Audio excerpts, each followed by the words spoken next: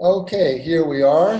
It is Sunday, April 7, 2019, and this is a session in our storytelling workshop where we are telling stories. So our first storyteller, would you tell us a story?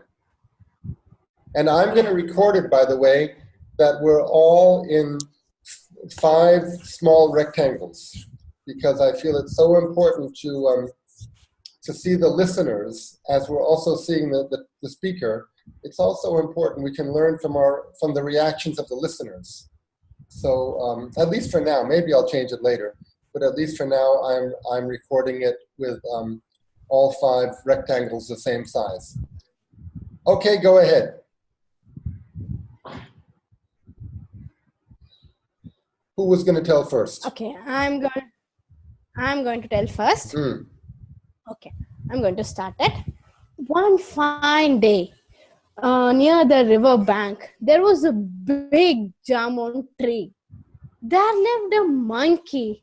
The monkey was very happy. It's my home, it's my home. I have a big home. I can roam up and down. I have lots of jamun fruits to eat here. I love this jamun fruit. As it was very happy, there came a crocodile from the river, and it was lying down the jamun tree. The monkey saw the crocodile and asked, "Oh, my dear friend, you have come to my home. This is my home. I like to invite you to my home. So here are few jamun which I can offer to you. Come on, take it," said the monkey. The crocodile got the fruits. "Oh, my dear friend, I love this German fruit so much. It is so good. I love the taste of it. I like to be your friend. Can we be friends?" The monkey said, "Yeah, of course, we can be friends." The days passed on. Every day, from morning till evening, the crocodile will spend time with the monkey, and they both had lovely time. Monkey sat on the crocodile, and they went right in the river, and the monkey could give lot of jamun fruits from the tree, and the crocodile ate it very happily. One day, crocodile asked monkey, "Oh, my dear friend, I like to have some jamun fruits to my home. My wife stays there, so I like to give to my wife." Monkey said, "Yeah, of course, it's my pleasure to give you lot of jamun fruits. Come on, take my friend, go give it to your wife." Crocodile thanked the monkey. "Thank you, my dear friend. Let me go and give it to my wife."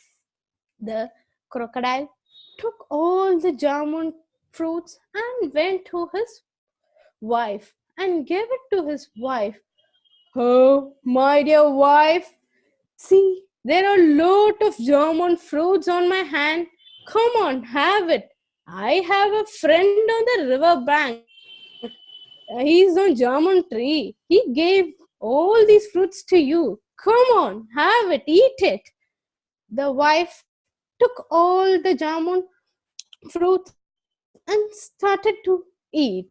The wife said, "Oh, my dear, lovely husband, I love this jamun fruit. It is as sweet as the nectar. I love to have this jamun fruit. I have an idea. Can you bring your friend to me so that I can taste his heart?" The crocodile got angry. What are you saying? You want to taste my friend? He is is my faithful friend. How can I do it to my friend? I will not. What are you thinking? The crocodile was very angry. It just bombarded at its wife. The wife was very upset. It said, "Oh, see, please don't talk to me. I want to taste your friend. Otherwise, please don't come near me. I will not eat anything till you bring your friend," said the wife. The crocodile was very upset. It didn't know what to do. It could not bring his friend to his wife because he's very dear to him. And at the same time, he could not upset his wife also. He didn't know what to do. He was very confused. He was just thinking and finally he has to surrender to his wife. So he thought, okay, let me sacrifice my friend to satisfy my wife. So he said, "Oh, my dear wife, don't worry. I will make some trick and will bring my friend to you so you can taste his heart." The wife was very happy and it said, "Oh, my dear lovely husband, thank you so much. You're my dearest one. You make all my wishes and I'm so happy. Okay, go fast. Bring your friend to me." The crocodile went very upset to the jamun tree. It said, "Oh, my dear friend, I gave all your German fruits to my wife, and she said it was very sweet and she wanted to meet you for a dinner. And she was upset I didn't introduce her to you still. So, can you come to my home to have a dinner?" The monkey said, "Yeah, my dear friend, I am very happy to come to your home. You're my friend, so I can come to your home."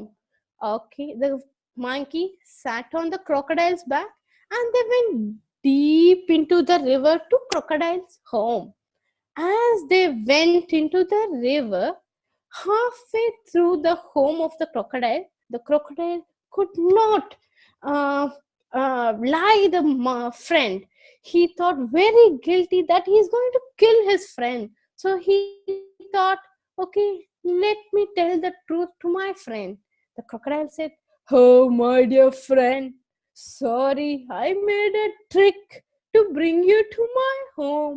Actually, I'm not going to give you a dinner. My wife wanted to taste your heart, so I made a trick and brought you." The monkey was thinking as it said, and it didn't get tensed. It was just calmed down and it thought, "Oh, I have to make a trick." It thought. Then it said, "Oh, my dear friend, you should have told me before that your wife wanted my heart. I put a heart on the tree. It is just drying on the tree. So come, let's go to my tree and take the heart and we'll go and give it to your wife," said the monkey. The crocodile immediately turned and went to the jamun tree. As soon as the crocodile went near the jamun tree, the monkey jumped onto the tree and said, "Oh, my foolish friend, are you so foolish? Will anyone take heart out of them and put it on the tree? Are you so mad? Why? How foolish are you? But thank God you saved me. You believed me. So that's why you brought me to the tree. Sorry, friend, I will not come back to you.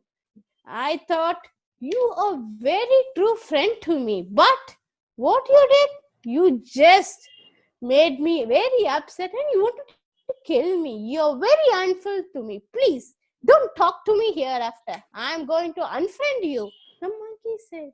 The crocodile was very ashamed. It felt very guilty And I thought, oh no, I made a mistake. I should have not planned for it.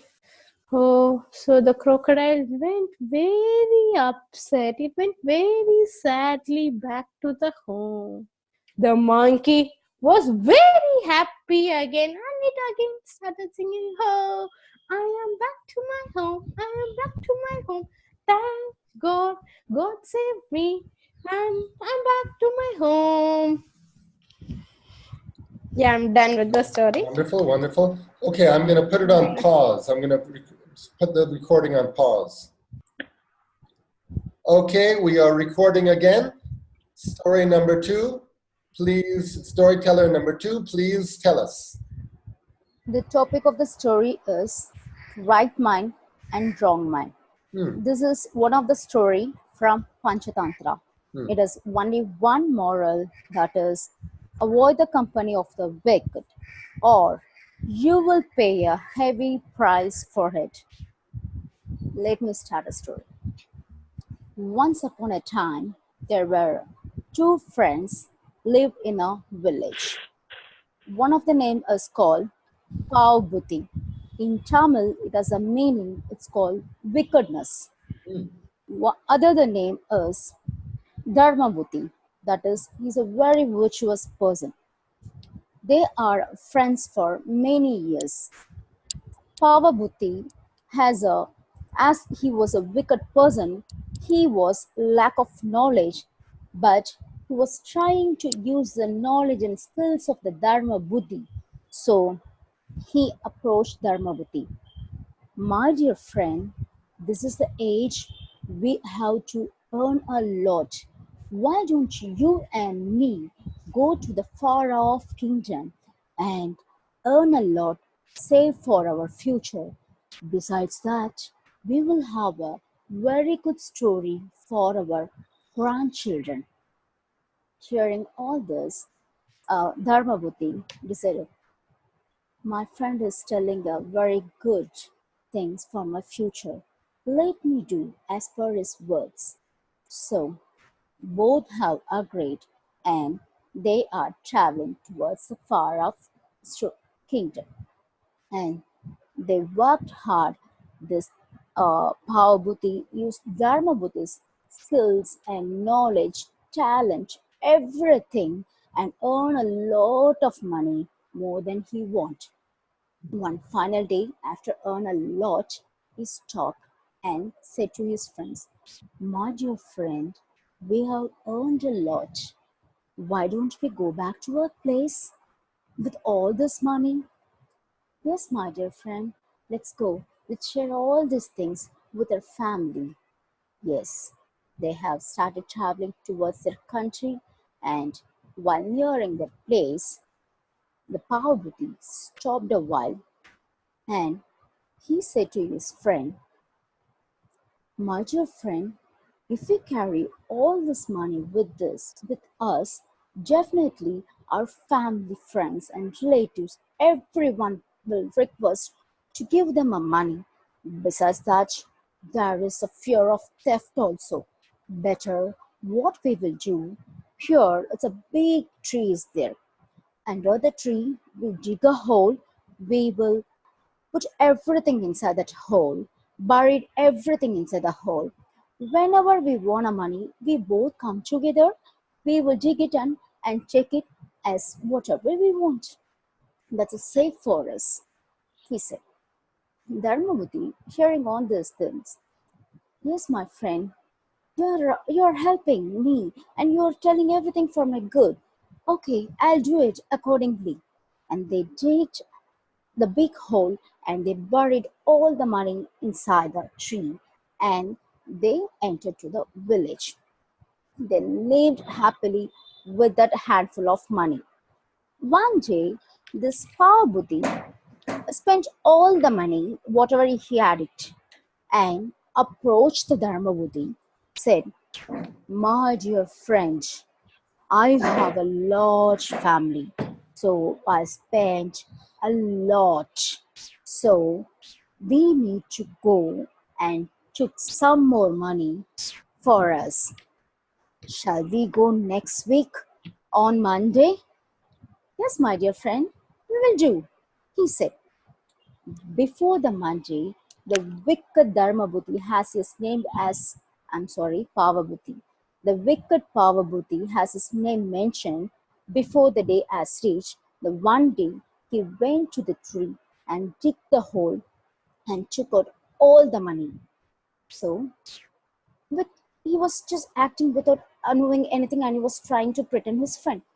My dear friend, shall we go? Today is Monday. We have to go and take all the money. Shall we go? Yes, my dear friend. They happily went to the place and they started digging. They both were digging, but they couldn't find the money. Dharmabhuti was surprised, was astonished. What happened? He was asking his friend, my dear friend, what happened? There is no money inside it. Pavabhuti said, no one knows about the money is inside this hole except you. I think you're the one has taken all the money. You cheated me. You cheated me. Come to the village. Let's see the elders for justice. I'll put you for punishment. Oh, my dear friend, I never do all these things. No, you should trust me. I won't. Please trust me. He was begged like anything. But this Pavabhuti dragged Dharmabhuti and held it towards the elders of the village. And the elders suggested, like, if you're true, you have to pledge in front of the fire, he said. All the elders said.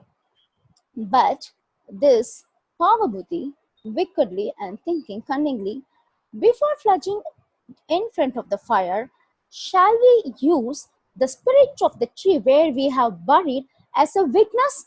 Because tree as a spirit, it never tells truth. Definitely, under that tree we have buried everything. So definitely that tree will become a witness for us. So definitely it will tell the truth. Why don't we try before pledging in front of the fire? As per his words, everyone has accepted. So, before that, the Pavabhuti approached his father. My father, you have to do me a favor. I have done so and so. Everything he has narrated to his father, and I blamed Dharmabhuti for this theft. But for I have theft everything. You have to help me out. My dear son, you did wrong. But what to do? You're my son. I have to help you. Help you. You please tell me what I have to do. No, father. One simple thing. There is a big hole. You have to get inside the hole and give your voice as the spirit of the tree so that everyone will get cheated by your words. That's it. Okay, my dear son, I will do it for you.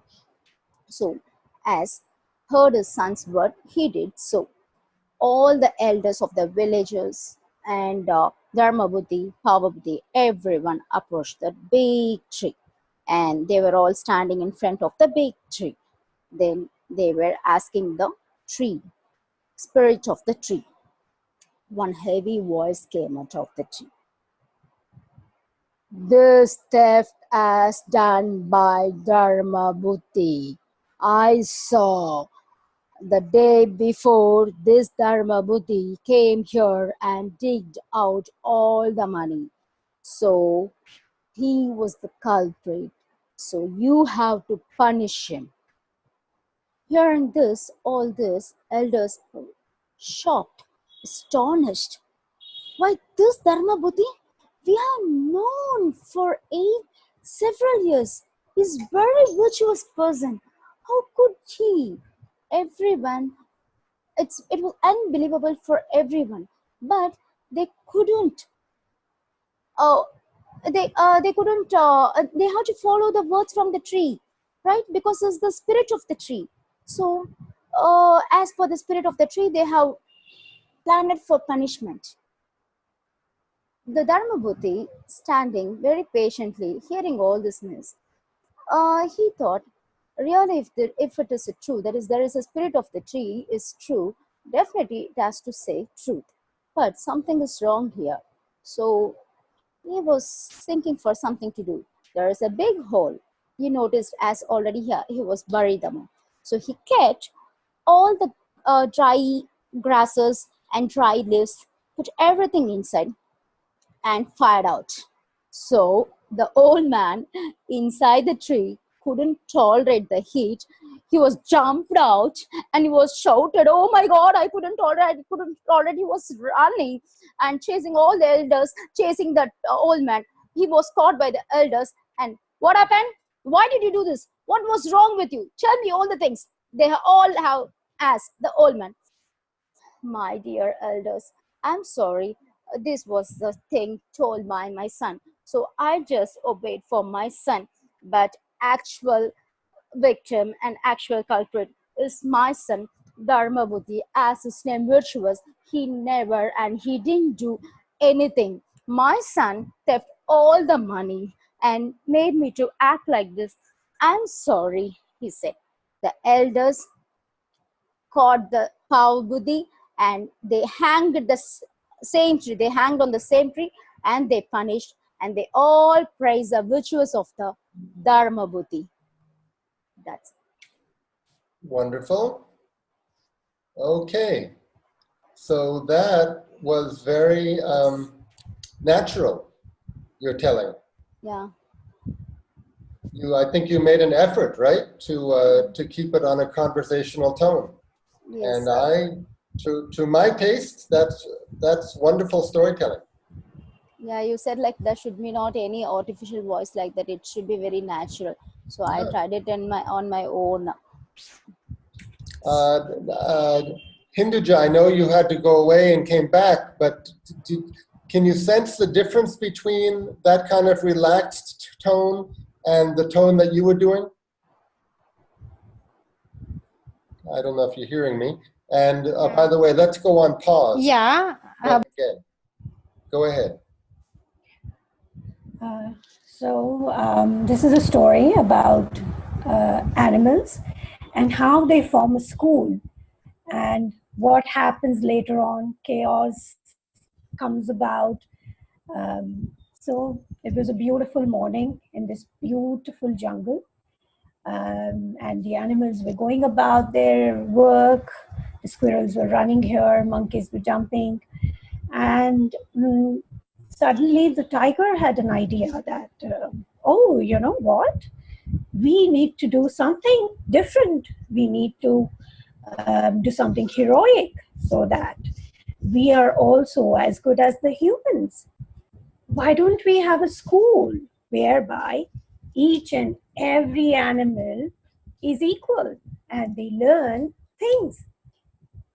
So the rest of the animals joined the tiger and started discussing. Somebody was like, "Oh yes, that's a great idea." Somebody, "Oh, a school? What is a school?" And that's how the discussion happened.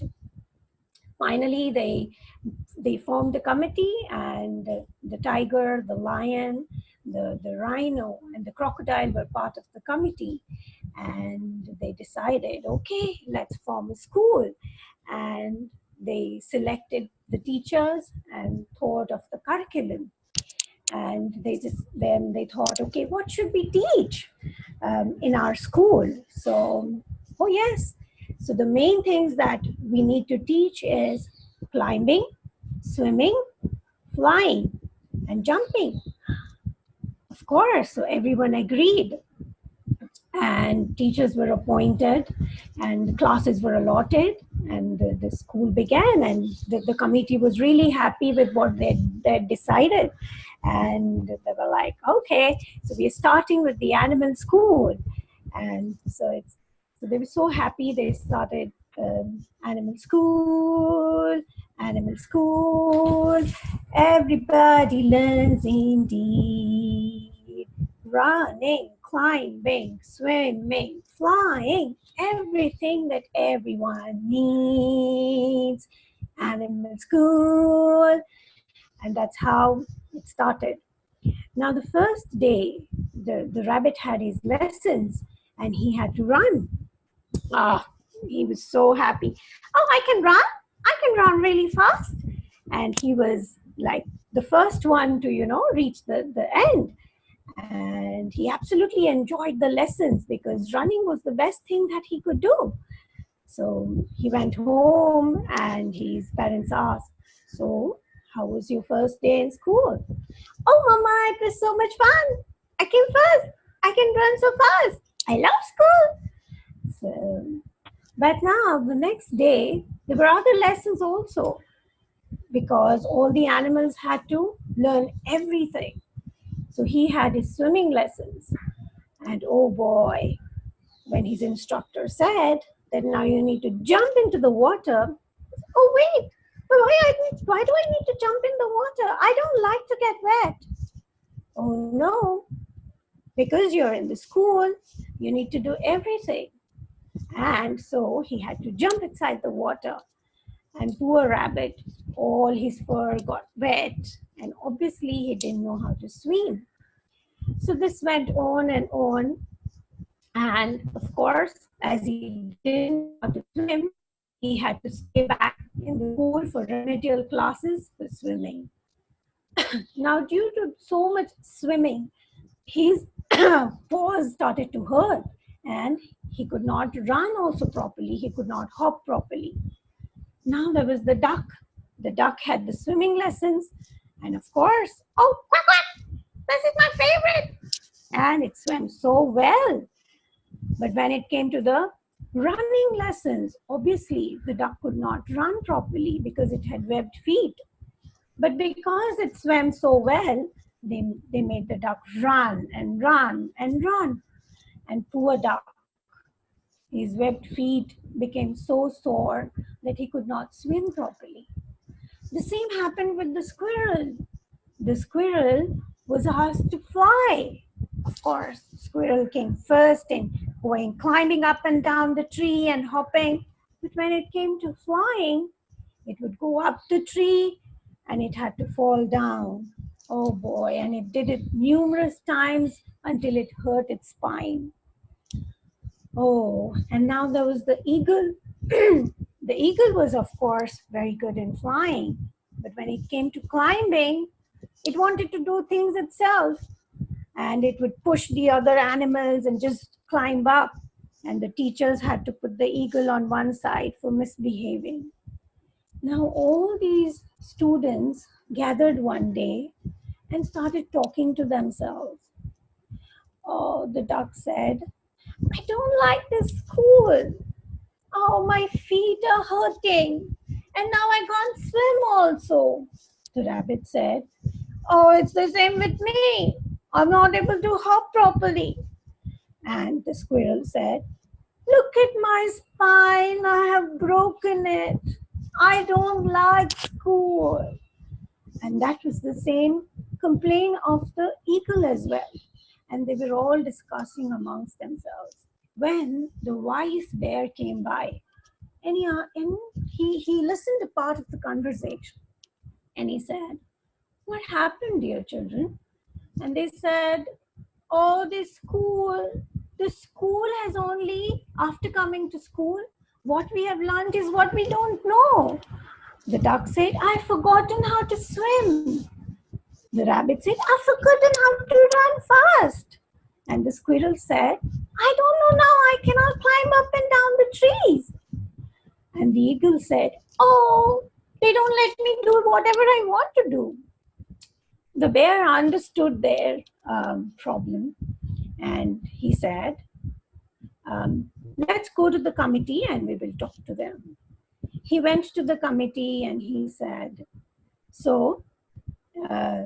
I have come here to complain, tell you what is happening in the jungle. The joy of learning, the joy of living has come out of all the animals. All they are thinking about is what they are weak in. I think this whole concept of the school is not working." The tiger got very angry. He said, "What are you talking about, you bear? Are you telling us what to do?" The bear said, "Calm down. Look at these poor animals. All they can now do, they all have become average. Whatever they were good at, they have forgotten. while they were having this discussion, the tiger realized that yes, they had made a mistake. And finally, they said, oh, this whole idea of having a school and making all the animals do the same thing was not good after all. Maybe we should shut the school. So the bear said, maybe I have a better idea. Instead of shutting the school, let's encourage every animal in the way they are, whatever they are good at. Let our curriculum be more about cooperation. Let each animal teach the other. And I think that way the joy will come back into this jungle. And that's how they tried to change the system and brought about a better way of learning in the whole jungle. Yeah. Yes. Wonderful. Okay. So I had a poem after that, but Okay. it's pretty long, so I couldn't remember it. If you don't mind, can I read out one para of it? Yes, go ahead. Yeah. So it's about being unique, and so in the end, the bear, to explain his point to the committee, he sings out this poem to them. Imagine just how boring the world would be if Mother Nature believed in uniformity. All living beings the same in color and shape. The ant, the ape, the leopard and a bear, a watermelon, a pear, the birds soaring high, the clouds passing by, the leaves on every tree, the fish in every sea. And as a further blow to individuality, hey, maybe even you and me. Eeks! Wouldn't life be a tragic shape if everything looked, smelled, felt exactly the same? Thank God that we all have our common shapes and sizes, with different looks, talents, and surprises, each with the special strength and maybe a weakness. And you know, that's what gives us our uniqueness. Yeah. Wonderful. Wonderful. Okay, I'm going on pause. Okay, we are recording again. Go ahead.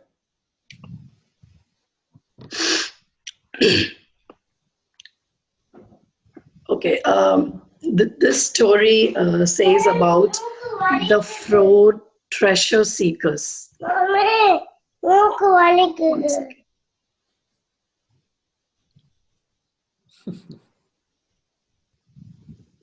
The floor treasure seekers, is that what you said?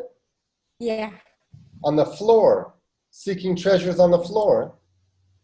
We'll ask her when she comes back. Yeah. And looks like we lost Needy for a moment.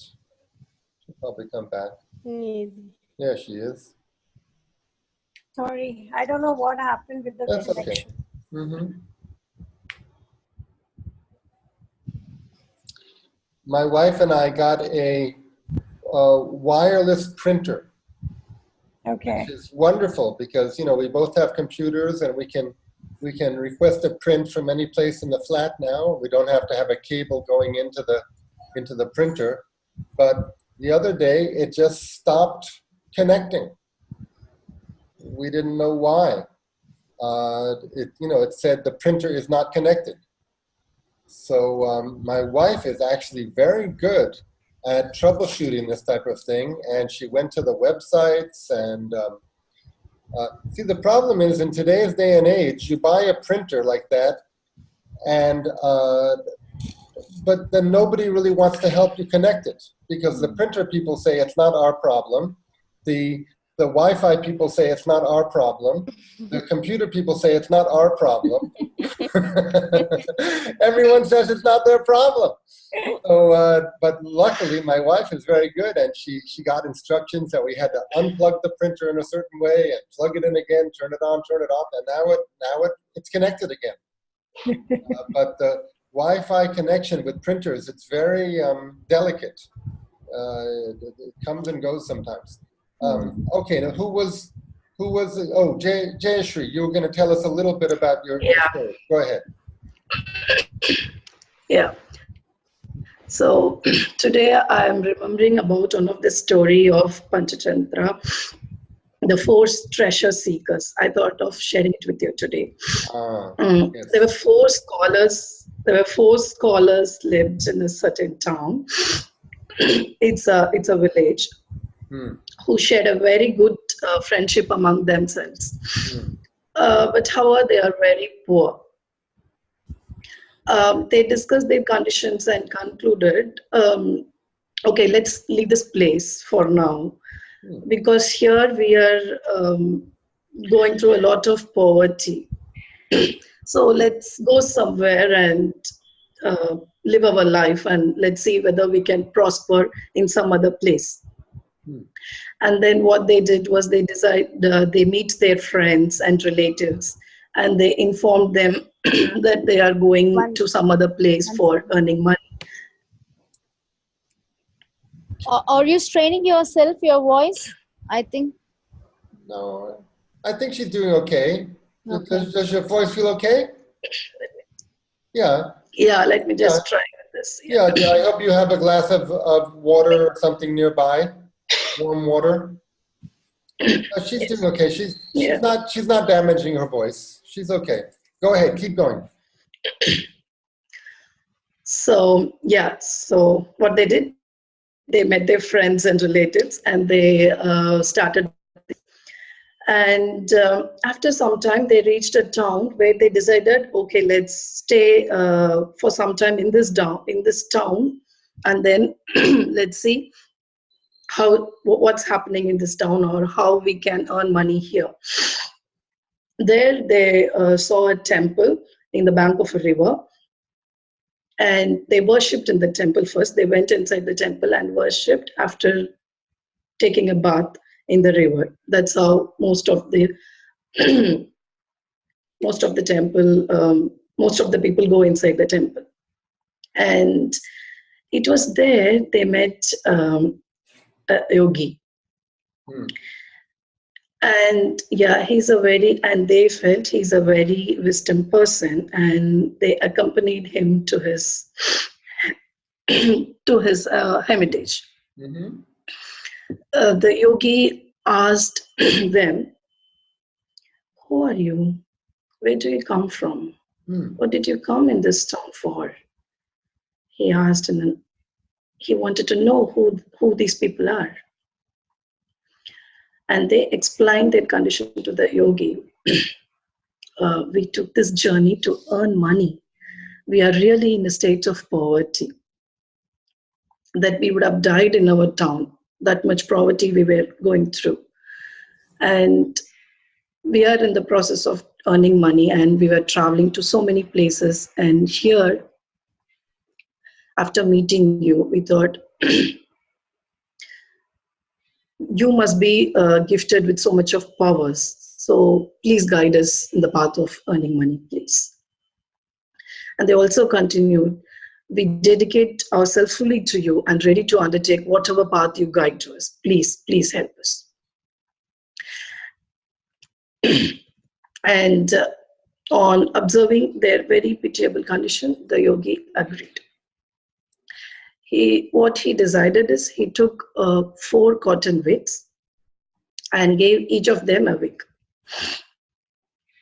And he said, with the wick in your hand, take a path that takes you to the Himalayas. You all know Himalayas, right? So take a path that gives that gave you to the path of Himalayas, and keep walking till one of you accidentally drops this wick. Okay? Keep walking. The location where the wick drops accidentally would be the location you would find the hidden treasure. Dig it out and return home with the collected treasure. That's what the yogi said. And these 4 scholars took his blessings and started their journey towards the Himalayas. They traveled for days, when one of them dropped his wick accidentally, and He dug that place where the cotton wick had fallen, and they uncovered a treasure filled with copper. He asked his friends, "Come on, that is too much treasure for even 4 of us to carry. Let us collect and go home. We are now rich. You all need not go any further because we already have got the treasure." The other 3 discussed and said, "You were destined to this copper treasure. We may be destined to the richer treasure. You may collect all the copper you can and return home, please. We will continue our journey." Thus, the scholar collected this treasure and started traveling homewards, the first scholar. While the rest of the 3 scholars continued their journey with their wicks in his hands. They traveled for a few more days when one of them again dropped his wick accidentally. He again dug the place where the cotton wick had fallen and uncovered a treasure filled with silver. He asked his friends now again, "Come on, there is too much treasure for even 4 of us to carry. Let's collect and go home. We are now rich. You need not have to go any further." The other 2 again discussed. "You were destined to this silver treasure. We may be destined to the richest treasure. You may collect all the silver you can and return home.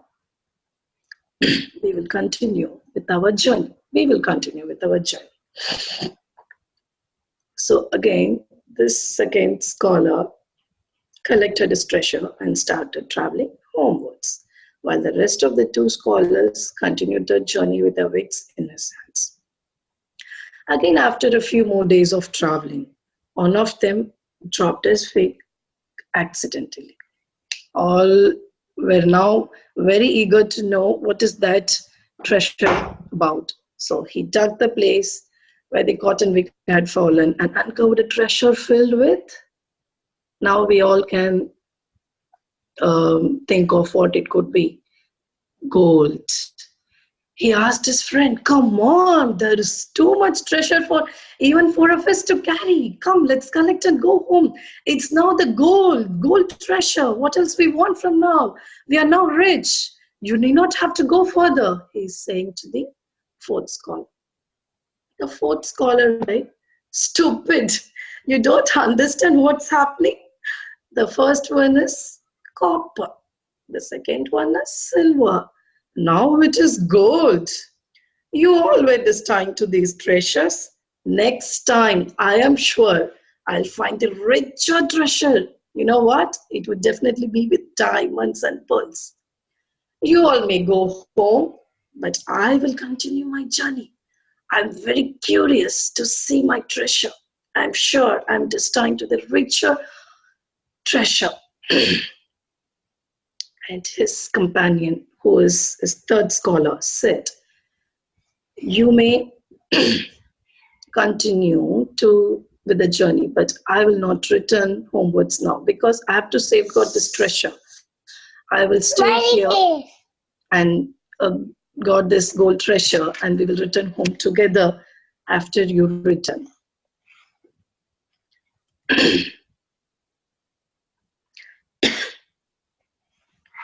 So the 4th scholar, he continues journey with his wick in his hand. And he was traveling. So now he's traveling all alone because his 3rd scholar, his friend, the 3rd scholar, is safeguarding his gold treasure. So this 4th scholar is now traveling all alone for a few more days. We all know when we are alone, most of us get tired easily when we don't have anyone to share our journey with. So that's how he also felt. He felt very tired. He was suffering from tremendous heat and got very, very thirsty. Soon, you know what happened? He lost his way. He started traveling in circles. He didn't know where to go or how to go. Trying to figure out his right direction, he came across a man with a whirling wheel around his head. His body was smeared with blood because of the whirling wheel. This fourth scholar, who's very thirsty, instead of helping that man who's full of blood, he asked the person, please tell me, where can I get some water? Please tell me, please tell me. Whoever you are with a wheel around your neck, please tell me quickly. I'm thirsty. Please tell me, I want to have some water. And no sooner he had uttered these words, the wheel shifted from the other man's to this fourth scholar. Is now shifted to his head. It began whirling around this scholar, and it pained beyond his feelings. Like it's paining a lot for him. He couldn't even express how it feels. He was crying. He cried, what's the meaning of this? Why has the wheel attached itself to my head? Please tell me, how can I get rid of this? It's paining a lot. Please tell me. The man who's actually relieved from the wheel said, when someone carrying a magical cotton wick is to come here and speak to you, only then you will be freed from this wheel and attach itself to him. He explained. He also added, actually, I do not remember how long I have been here with this wheel. It was during the reign of King Rama that I procured a magical wick from a yogi to get rid of myself of the poverty. But you know what I did? Out of the greedy thing, out of my greed, I continued my journey even after I got a golden treasure. I met a man here under the same circumstances, and that is how I got this wheel on my head from his head. So now you shall be free from your hunger, thirst, aging, or death, whatever you name it. But you will have to endure this pain like how I was going through. He continued. He also said it was the Kuberer, the god of wealth, who prepared this device so that no one dare approach this place and steal his treasure. Only a man with a magical wick can enter this place. Thus, the other man who was relieved from the wheel explained all this story to the fourth scholar and took his leave. The fourth scholar was left all alone now. But his companion was worried. You remember the third scholar who was safeguarding the golden treasure? He was worried a lot because he didn't return. His fourth scholar, his friend, the fourth scholar, had not returned back. It's because it was taking so long for his fellow to return, he decided to follow and reach the place where his friend was suffering in pain. So when he saw his friend was suffering with pain, with a lot of blood smeared all over his body and the wheel whirling around his head, then the third scholar inquired him, hey, what happened to you? What's all about this? What happened? How this wheel came to your head? Why the blood is here? How did you came here? How can I help you? Tell me, please. I'm really afraid and upset about your condition. And with all the tears from his eyes, Mommy, is this my toy? Replied, Mommy, is this my toy? the fourth scholar replied, I was destined for this. This is the result of my fate. And he told the entire story of the wheel to his friend. After listening the whole story, the third scholar, his companion, his friend, he said, he thought first there was nothing his companion would do. First of all, he prepared to leave. And before he leaves, he said, even being a scholar, you lacked the sense to control your greed.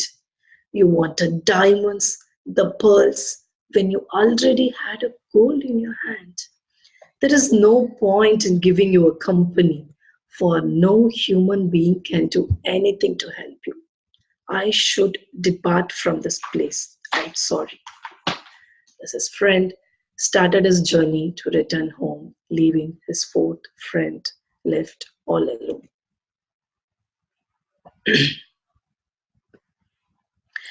Great. Yeah, and now I leave the story to you with the discussions. Thank you. Well, why don't you lead a discussion, Jayashri? Ask us the first questions.